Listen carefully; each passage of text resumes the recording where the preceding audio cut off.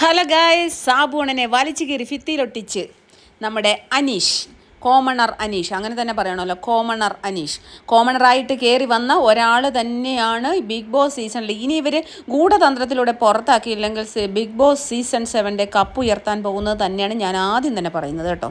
ഒന്നിൽ അനിമോളെന്ന് നമ്മൾ പറയുന്നില്ല, അനിമോൾ എന്തായാലും 2ാം സ്ഥാനത്ത് തന്നെ ആയിരിക്കും, അനീഷ് തന്നെ ആയിരിക്കും കപ്പ് ഉയർത്തുന്നത് എന്നാണ് എനിക്ക് ഈ അവസരത്തിൽ പറയാനുള്ളത്.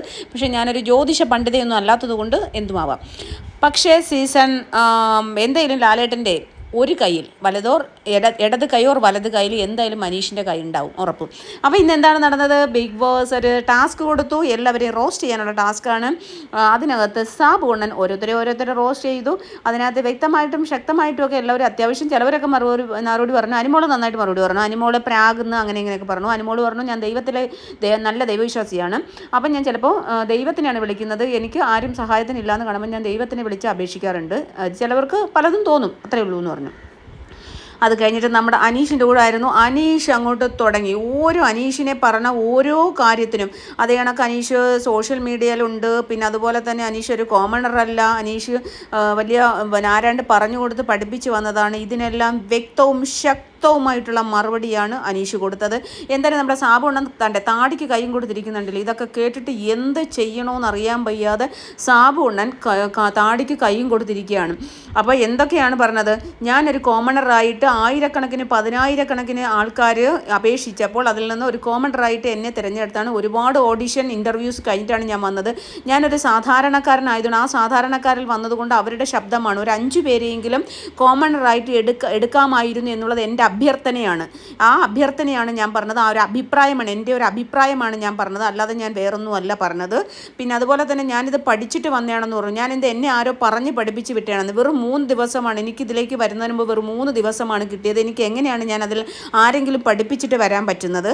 അങ്ങനെയുള്ള കാര്യങ്ങൾ ശക്തമായിട്ട് ചോദിച്ചു. പിന്നെ അതുപോലെ തന്നെ പിന്നീട് ചോദിച്ചതെന്ന് പറഞ്ഞു കഴിഞ്ഞാൽ, ഒരു സോഷ്യൽ മീഡിയ, ഞാനൊരു യൂട്യൂബ് ഉണ്ടെന്ന് പറഞ്ഞു. എനിക്ക് സോഷ്യൽ മീഡിയയിൽ ഇല്ലാത്ത ഇത് 99% ആൾക്കാർക്കും സോഷ്യൽ മീഡിയ യൂസ് ചെയ്യുന്നവരാണ്. അപ്പോൾ പിന്നെ എനിക്ക് എന്താ സോഷ്യൽ മീഡിയ യൂസ് ചെയ്തൂടെ?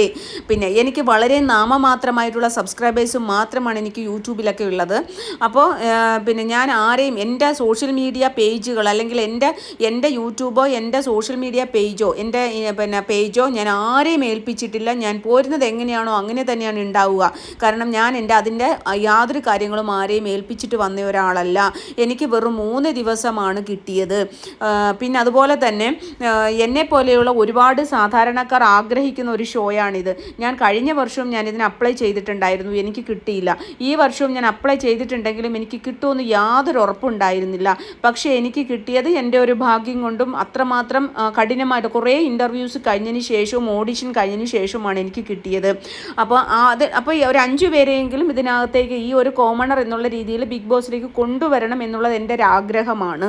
അതാണ് എൻ്റെ അഭിപ്രായമാണ്, ആഗ്രഹമല്ല, എൻ്റെ അഭിപ്രായമാണ് ഞാൻ പറഞ്ഞത് അവിടെ എന്ന് ചോദിക്കുന്നുണ്ട്. പിന്നെ അതുപോലെ തന്നെ പിന്നെ പറഞ്ഞേക്കുന്നതെന്ന് പറഞ്ഞാൽ ഗെയിം അറിയാതെയാണ് കളിക്കുന്നത്. ഞാൻ ഗെയിം കളിക്കാൻ എന്നുള്ളതല്ല, ഞാൻ 100 ദിവസം ജീവിക്കാനാണ് ഇവിടെ വന്നത്. എൻ്റെ തലയ്ക്കകത്ത് ഗെയിം, സ്ട്രാറ്റജി, കണ്ടൻറ്റ് അങ്ങനെയുള്ള കാര്യങ്ങളൊന്നുമില്ല. ഞാൻ അതൊന്നും ചിന്തിക്കാറില്ല. ഞാൻ 100 ദിവസം ഇവിടെ നിൽക്കാൻ വേണ്ടി, ഇവിടെ ജീവിക്കാൻ വേണ്ടി വന്ന ആളാണ്. അല്ലാണ്ട് ഞാൻ എങ്ങനെ ഗെയിം കളിക്കണമെന്നോ, ഗെയിം എങ്ങനെ പ്ലാൻ ചെയ്യണമെന്നോ, എങ്ങനെ സ്ട്രാറ്റജി എടുക്കണമെന്നോ, എങ്ങനെ കണ്ടൻറ്റ് ഉണ്ടാക്കണമെന്നോ ചിന്തിക്കുന്ന ഒരാളല്ല. ഇവിടെ പലരെയും പോലെ ഞാൻ അങ്ങനെ ചിന്തിക്കുന്ന ഒരാളല്ല. ഞാൻ 100 ദിവസം ഇവിടെ ജീവിക്കാൻ വന്നു, ഞാൻ ജീവിക്കുന്നു എന്ന് പറഞ്ഞു. പിന്നെ അതിനുശേഷം പിന്നീട് പറഞ്ഞതെന്ന് പറഞ്ഞു കഴിഞ്ഞാൽ, പിന്നെ ഗെയിം അറിയാത്ത ഒരാൾ അല്ലെങ്കിൽ ഗെയിം ഒന്നും മനസ്സിലാക്കാതെ കളിക്കുന്നു, ഇവരെല്ലാം ഗെയിം മനസ്സിലാക്കി കളിക്കുന്നു, ഇവരുടെ എല്ലാം മനസ്സിലതാണ് എന്നുള്ളതൊന്നും. സത്യം പറഞ്ഞാൽ സാബുണ്ണൻ തകർന്ന് തരിപ്പണമായി എൻ്റെ മക്കളെ. സാബുണ്ണൻ മറ്റുള്ളവരെ റോസ്റ്റ് ചെയ്ത് അനീഷ് എന്ത് പറയാം, അനീഷ് ഓരോ കാര്യങ്ങൾ വലിച്ചു നീട്ടി പറയുമെന്നാണ് വിചാരിച്ചത്. അനീഷ് പോയിന്റ് വൈസായിട്ട് പോയിന്റ് എഴുതി വെച്ചിട്ട് അതിനെല്ലാം കൃത്യമായ മറുപടി കൊടുത്തു.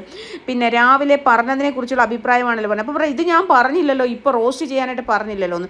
അതൊന്നും അനീഷ് പറഞ്ഞില്ല. കാരണം അനീഷിന് ഗെയിം കളിക്കാൻ അറിയില്ല. അനീഷിന് പലരും പറയുന്നത് കേട്ടുള്ള പരിപാടിയാണ്, അല്ലെങ്കിൽ പറഞ്ഞത് കേട്ടാണ് അനീഷ് തത്ത പഠിപ്പിക്കുന്ന പോലെ ആരും പഠിപ്പിച്ച് വിട്ടതനുസരിച്ചാണ് അനീഷ് ഇവിടെ വന്ന് പ്രവർത്തിക്കുന്നത് എന്ന് പറയുമ്പോൾ അനീഷ് മറുപടി പറയാനുള്ള ബാധ്യതയുണ്ട്. അവിടെ സാബുണ്ണനാണ് റോസ്റ്റ് ചെയ്തത്. സത്യം പറഞ്ഞാൽ സാബുണ്ണനെ ഭിത്തിയിൽ വലിച്ചു കീറി ഭിത്തിയിൽ ഒട്ടിച്ചു എന്ന് തന്നെ പറയാം. അത് ലാസ്റ്റ് ഞാൻ ആരുടെ നേരെയും എൻ്റെ അഭിപ്രായം, ഞാൻ നേർക്ക് നേരെ തോക്കിൽ നിന്ന് വെടിയുണ്ട പോലെ ഞാൻ നേർക്ക് നേരെ നോക്കി നിന്ന് പറയുന്ന ആളാന്ന് വിരൽ ചൂണ്ടി സാബുണ്ണ നേരെ വിരൽ ചൂണ്ടി സംസാരിച്ചു. എന്നിട്ട് ലാസ്റ്റ് പറഞ്ഞു, ഇതാണ് ഞാൻ, ഒരു സാധാരണക്കാരുടെ പ്രതിനിധിയായിട്ട് അല്ലെങ്കിൽ സാധാരണക്കാരെ കോമണർ എന്നുള്ള രീതിയിൽ വന്ന ഒരാളാണ് ഞാൻ എന്താണോ പുറത്ത്, ഞാൻ എന്താണോ അകത്ത്, അതുപോലെ തന്നെയാണ് ഞാൻ അകത്തും പുറത്തും ഒരാൾ തന്നെയാണ്. ഇതാണ് ഞാൻ പുറത്തും, ഇതാണ് ഞാൻ അകത്തും എന്ന് പറഞ്ഞു. ഇതാണ് ഞാൻ എന്ന് പറഞ്ഞുകൊണ്ട് മോശമായിട്ടാണ് മക്കളെ അനീഷേട്ടൻ വെച്ചത്. എന്തായാലും ട്രിഗറായി, ഇടയ്ക്കിടയ്ക്ക് ട്രിഗർ ആവുന്നുണ്ടായിരുന്നു. അവിടെ നിന്ന് കണ്ടസ്റ്റൻ്റ് ട്രിഗർ ഉണ്ടായിരുന്നു, സാബു അണ്ണൻ ട്രിഗർ ഉണ്ടായിരുന്നു.